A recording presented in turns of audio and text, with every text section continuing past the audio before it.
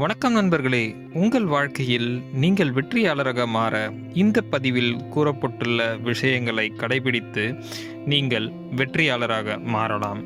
ஒரு சிறு கதை மூலம் நீங்கள் வெற்றியடைய உங்களுக்கு என்ன தேவை என்பதை இந்த பதிவில் கூறப்போகிறோம்.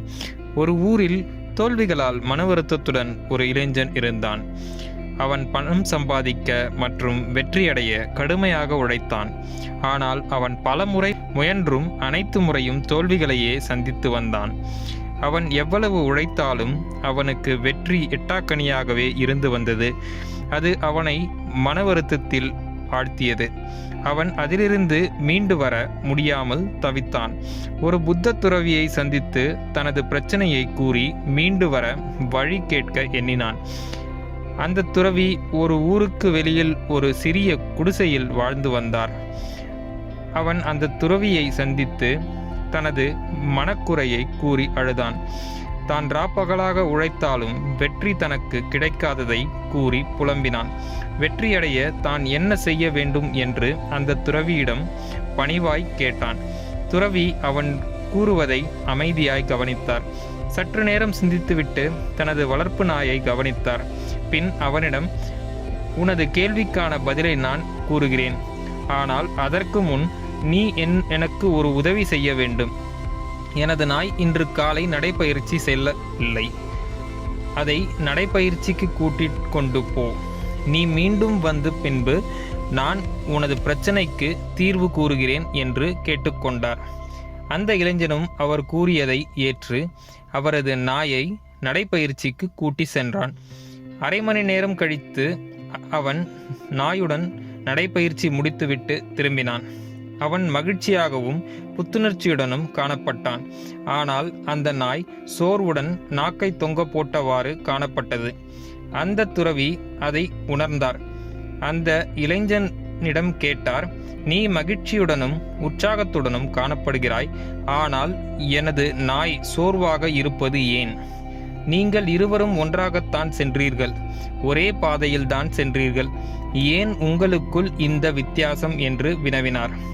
அந்த இளைஞன் பதிலளித்தான், நாங்கள் இருவரும் ஒரே பாதையில்தான் நடந்தோம், ஆனால் நான் பாதையில் நேராக நடந்து சென்றேன். ஆனால் உங்கள் நாய் மற்ற நாய்களை கண்டதும் அதன் பின் ஓடத் தொடங்கியது. அது எப்பொழுதெல்லாம் மற்ற நாய்களை காண்கிறதோ அப்பொழுதெல்லாம் அதை துரத்த முனைகிறது. அது மற்ற நாய்களை துரத்திவிட்டு சற்று நேரம் கழித்து என்னிடம் வருகிறது. அதனால்தான் உங்கள் நாய் சோர்வுடன் காணப்படுகிறது. அந்த துறவி சற்று புன்னகையுடன், நீ என்னிடம் எப்படி வெற்றி அடைவது என்று கேட்ட கேள்விக்கும் அதுதான் பதில் என்று கூறினார்.